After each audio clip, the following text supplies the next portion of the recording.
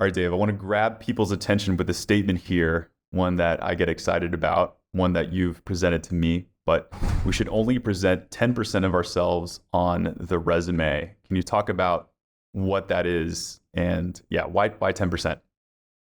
So I'm using 10% as an indicator of a fraction of myself. Right? Because how do we quantify what our percentage of ourself is? But you want to present a sliver of who you are, because the truth is we're all good at a lot of things, but companies generally don't want to hire a generalist.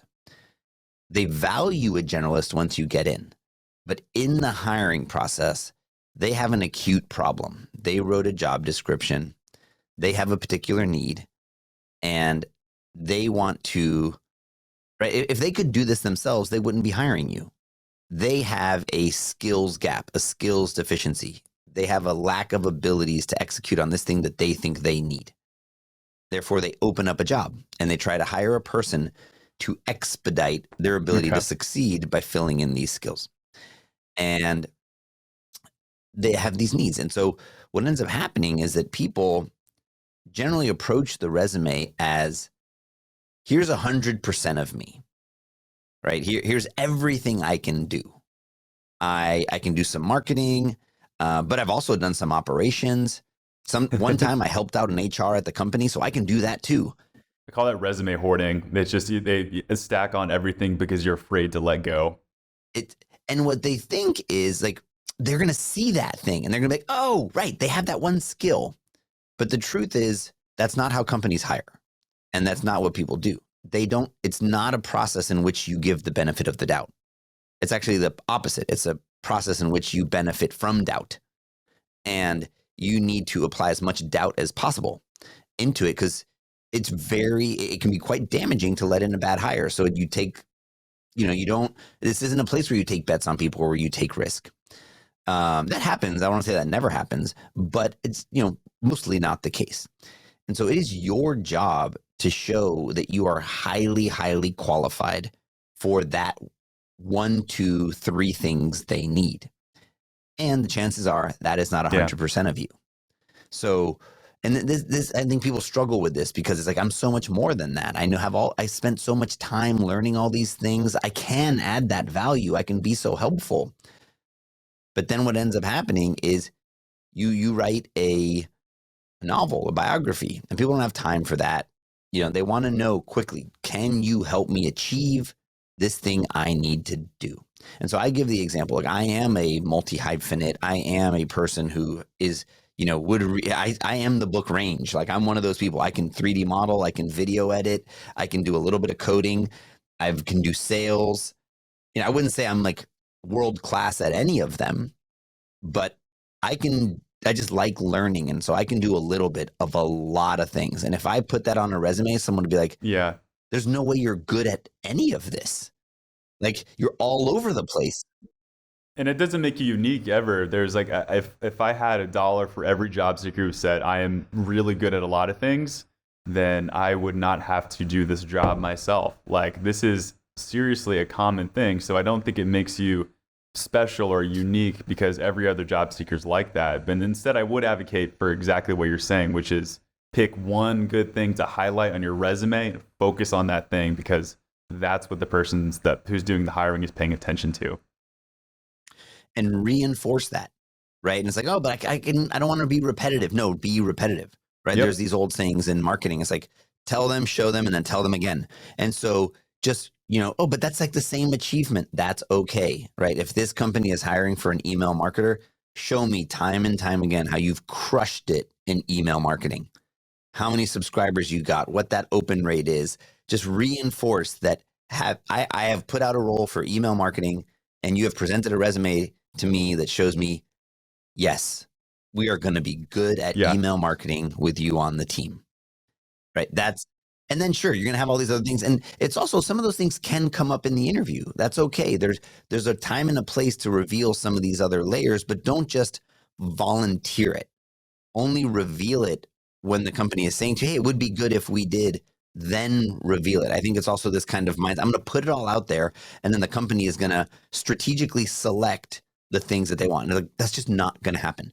Do the editing and the curation for it. Imagine a movie studio showed you every piece of film that they cut in a movie. Yeah. And they're like, hey, now you piece it together. What makes a great version of the Avengers? Yeah. Or even in your case, I mean, you've done so much in your career. I mean, with different jobs as a serial entrepreneur, you know, from WeWork to being an ex-architect. Like, imagine if you put everything, but I'm sure you can draw from all those experiences, but I think we're telling people to like look at it a certain way, cut it if we're talking about the movie metaphor, but cut it from a certain perspective that highlights a certain skill set, the one that you're going for. So look, and the company did the work to write a job description. Now, there's a lot of trash job descriptions out there, but they put out a document that, you know, that you can use as a way to base what you think they want. Now you can, and that's all the information you have. Like, look, you can do more research. You can like see where the company is. If, you know, if a company just put out a role for a growth marketer, but you see them doing layoffs and the job's still there and you're applying to it, you know, something's a little funny, you know, read the tea leaves.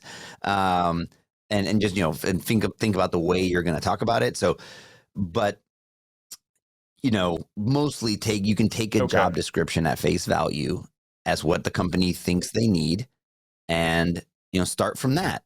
And that was going to be my question for you. It's I don't know whether you have certain practices you advocate for at Teal, but what are some best practices when it comes to, I guess we'll call it matching the job posting with your resume? Do you have any things that you recommend that job seekers do to maximize the interviews that they're getting?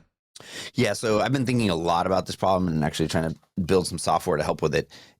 So I put this idea of qualified. At the end of the day, you need to present that you are qualified, and I would say qualified goes into two main buckets with some subcategories.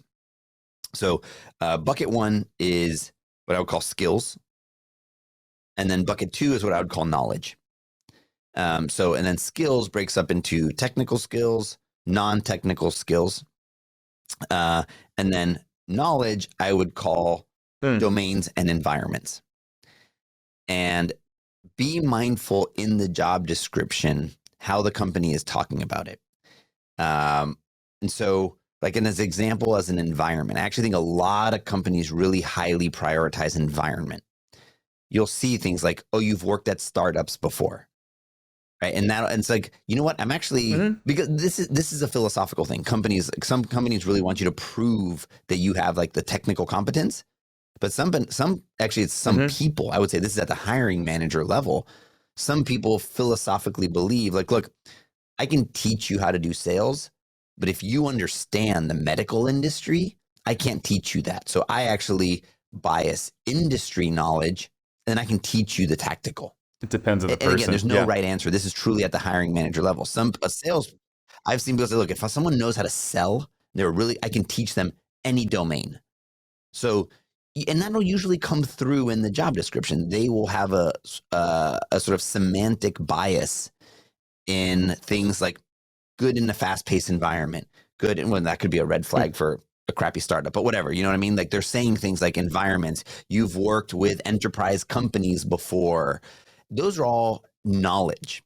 Like that's hard to like take a course on how to interact with enterprise customers. Like I want to know that you've experienced that in life. And then like more tactical stuff. So I would say, think about that. Look for the way the company is talking about in skill form, knowledge form. Which one do they have a higher preference for?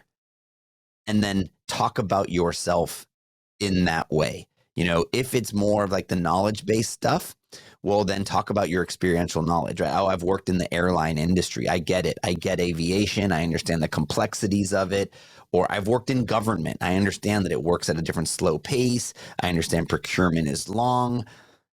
And that might be more valuable to someone that you know how to use Salesforce.com. You know, and so just look for how they're talking about it and present yourself in that way, as the way that company is speaking about it.